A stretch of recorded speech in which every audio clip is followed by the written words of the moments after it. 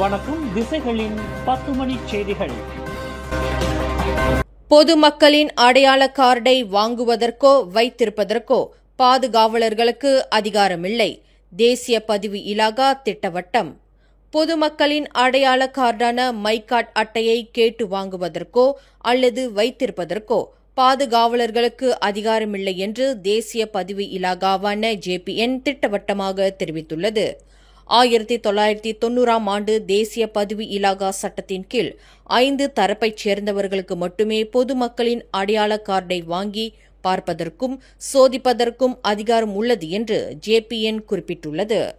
JPN அதிகாரிகள், போலீசார், சுங்கத்துறையினர், கடமையில் உள்ள இராணுவத்தினர் மற்றும் தேசிய பதிவு இலாகா தலைமை இயக்குநரால் அதிகாரம் வழங்கப்பட்டுள்ள அரசாங்க அதிகாரிகள் ஆகியோருக்கு மட்டுமே ஒருவரின் அடையாள கார்டை வாங்கி பார்ப்பதற்கு அதிகாரம் உள்ளது என JPN தெளிவுபடுத்தியுள்ளது. அடையாள கார்டை கேட்டு வாங்கி பார்ப்பது, வைத்திருப்பது மற்றும் அதனை உள்ளீடு செய்வது முதலிய நடவடிக்கைகளை மேற்கொள்வதற்கு பாதுகாவலருக்கு அதிகாரமில்லை. அவ்வாறு செய்வது சட்டத்தை மீறிய செயலாகும்.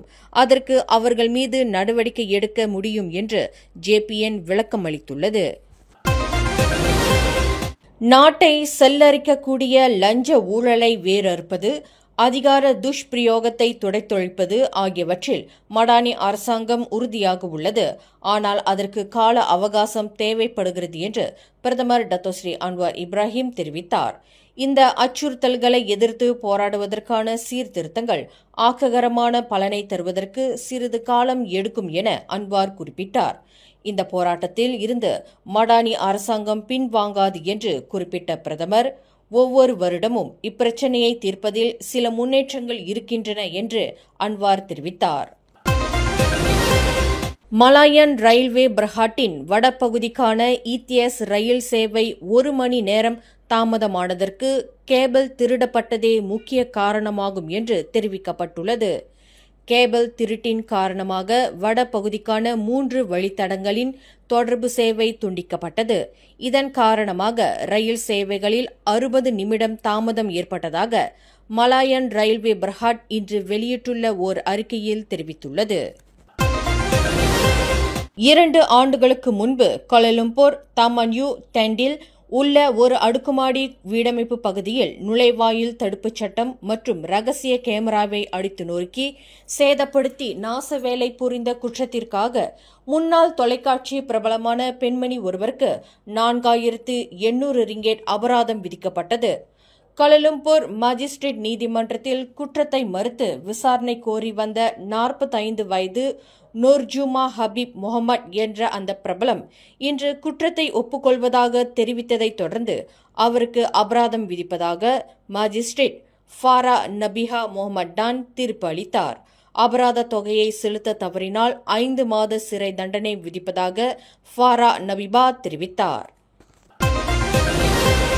பினாங்கில் முத்தியாரா வழித்தடத்திற்கான LRT ரயில் திட்டம் தொடர்பில் பினாங்கு மாநில அரசுக்கும் கூட்டரசு அரசாங்கத்திற்கும் இடையில் எழுந்த விவகாரங்களுக்கு தீர்வு காணப்பட்டுள்ளதாக போக்குவரத்து அமைச்சர் ஆந்தனி லாக் தெரிவித்தார்.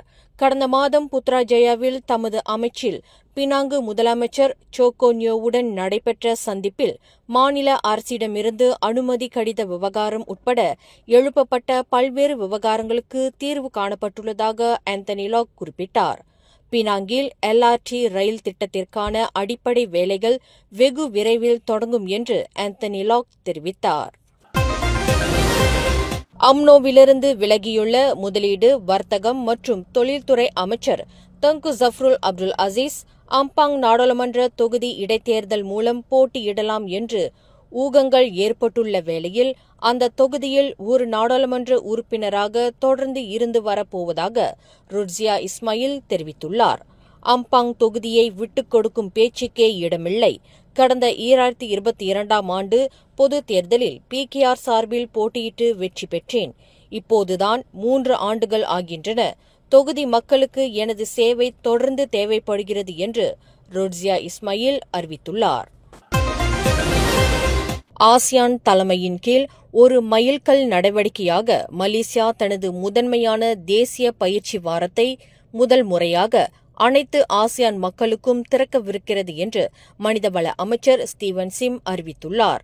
இது நாடு முழுவதும் 65,000க்கும் மேற்பட்டவர்களுக்கு இலவச பயிற்சி வாய்ப்புகளை வரும் ஜூன் 14ஆம் தேதி முதல் 21ஆம் தேதி வரை ஆன்லைனில் வழங்கவிருக்கிறது என்று ஸ்டீவன் சிம் குறிப்பிட்டார்.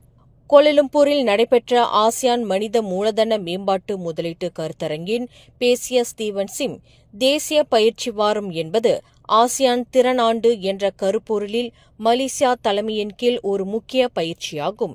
இது பிராந்திய தொழிலாளர்களின் மேம்பாட்டிற்கான ஒரு வருட கால உறுதிப்பாடாகும் என்று ஸ்டீவன் சிம் விவரித்தார். இந்த ஆண்டு தேசிய பயிற்சி வாரம் ஆசியானில் மிகப்பெரிய மாற்றத்தை உள்ளடக்கியதாக இருக்கும். இந்த பயிற்சியானது AI, டிஜிட்டல் மாற்றம், பசுமை தொழில்நுட்பங்கள், தலைமைத்துவம் மற்றும் மென்திறன்கள் ஆகியவற்றின் படிப்புகளுக்கான இலவச அணுகலாக அமைந்து இருக்கும் என்று ஸ்டீவன் சிம் விளக்கினார். இந்த பயிற்சியானது மனிதவள மேம்பாட்டுக் கழகமான HRD கோப்புடன் ஒருங்கிணைக்கப்படுவதாக அவர் மேலும் கூறினார். சிங்கப்பூர் பூமலையை ஒட்டி ஹாலண்ட் சாலையில் அமைந்துள்ள ஜோஹர் அரச குடும்பத்துக்கு சொந்தமான 13 ஹெக்டேர் பரப்பளவு கொண்ட நிலப்பகுதியை சிங்கப்பூர் அரசாங்கம் கையகப்படுத்தவிருக்கிறது. சிங்கப்பூர் அரசாங்கத்திற்கும் ஜோஹர் இடைக்கால சுல்தான் துன்கு மக்கோத்தா இஸ்மாயில் சுல்தான் இப்ராஹிமிற்கும் இடையிலான நில பரிமாற்ற ஒப்பந்தம் இதை சாத்தியமாக்கியுள்ளது. அந்த நிலப்பகுதிக்கு மாற்றாக அதற்கு அருகிலுள்ள 8.5 ஹெக்டேர் சிங்கப்பூர் அரசாங்க நிலப்பகுதி ஜோஹர் ஆட்சியாளருக்கு வழங்கப்படும். சிங்கப்பூர் கட்டுப்பாட்டு ஆணையங்களின் ஒப்புதலுக்கு பிறகு அந்த நிலப்பரப்பில் ஜோஹர் ஆட்சியாளர் மேம்பாட்டு பணிகளை மேற்கொள்ள இயலும். நிலப்பரிமாற்றம் இந்த ஆண்டு பிற்பகுதியில் நிறைவு பெறும் என்று எதிர்பார்க்கப்படுகிறது. அதற்கான ஒப்பந்தம் குறித்த தகவலை சிங்கப்பூர் நில ஆணையமும் நகர மறுசீரமைப்பு ஆணையமும் இன்று செவ்வாய்க்கிழமை வெளியிட்டன. சிங்கப்பூர் டயசால் பார்க்கில் உள்ள நிலப்பகுதி 1800ஆம் ஆண்டு முதல் ஜோஹர் அரச குடும்பத்திற்கு சொந்தமானதாக இருந்து வருகிறது. ஜோஹர் சுல்தானின் வரலாற்று பூர்வமான சிங்கப்பூர் இல்லமாக அது விளங்குகிறது. உப்சி பல்கலைக்கழகத்தைச் சேர்ந்த 15 மாணவர்களை பலிகொண்ட பேருந்து விபத்து நடந்த சாலை பகுதி மிக மோசமாக இருந்ததாக கூறப்படுவதை போக்குவரத்து துணை அமைச்சர் டத்தோஸ்ரீ அஹ்மத் மஸ்லான் மறுத்தார். ஜெலி கரிக்கை இணைக்கும் கிழக்கு மேற்கு சாலையில் கடந்த ஜூன் 6ஆம் தேதி ஆக கடைசியாக மேற்கொள்ளப்பட்ட பராமரிப்பு பணியின் போது அந்த சாலை நன்றாக இருந்ததாக தெரிவிக்கப்பட்டுள்ளது. சாலை மிக மோசமாக இருந்ததால் பேருந்தின் டயர் வெடித்து அது கவிழ்ந்தது என்று சமூக வலைதளங்களில் பொறுப்பற்ற நபர்கள் பகிர்ந்து வரும் வதந்தியில் உண்மை இல்லை என்று அஹ்மத் மஸ்லான் குறிப்பிட்டார். தஞ்சோங் மாலிம் உப்சி கல்வியியல் பல்கலைக்கழகத்தின் 15 மாணவர்கள் பேருந்து விபத்தில் பலியான சம்பவத்தை தொடர்ந்து விரைவு பேருந்து ஓட்டுநர்களுக்கு எதிராக இன்று அதிரடியாக சோதனை மேற்கொள்ளப்பட்டது. கோலாலம்பூர் கோம்பாக் டோல் சாவடியில் சாலை போக்குவரத்து இலாகாவான JPJ நடத்திய சோதனையில் ஒரு பேருந்து ஓட்டுநர் போதைப்பொருள் உட்கொண்டிருந்தது உறுதி செய்யப்பட்டுள்ளது. பேரா லுமூட்டிலிருந்து திரங்கானு மமனை நோக்கி சென்று கொண்டிருந்த அந்த பேருந்து ஓட்டுநர் தடுக்கப்பட்டு சிறுநீர் பரிசோதனைக்கு உட்படுத்தப்பட்ட போது அவர் போதைப்பொருள் உட்கொண்டிருப்பது கண்டுபிடிக்கப்பட்டதாக கோலாலம்பூர் JPJவின் இயக்குநர் ஹமிடி அடாம் தெரிவித்தார். இந்த சோதனையின் போது 620 வாகனங்கள் சோதனையிடப்பட்டன. இதில் 60 வாகனங்களுக்கு எதிராக நடவடிக்கை எடுக்கப்பட்டுள்ளதாக அவர் குறிப்பிட்டார். பேரா பஹாண்டத்தோவில் 2 கிராமங்களில் பிரதான கால்வாய்களில் ஆயிரக்கணக்கான மீன்கள் குவியலாக இறந்து கிடந்தது அக்கிராமங்களை சேர்ந்த மக்களை அதிர்ச்சிக்குள்ளாக்கியுள்ளது.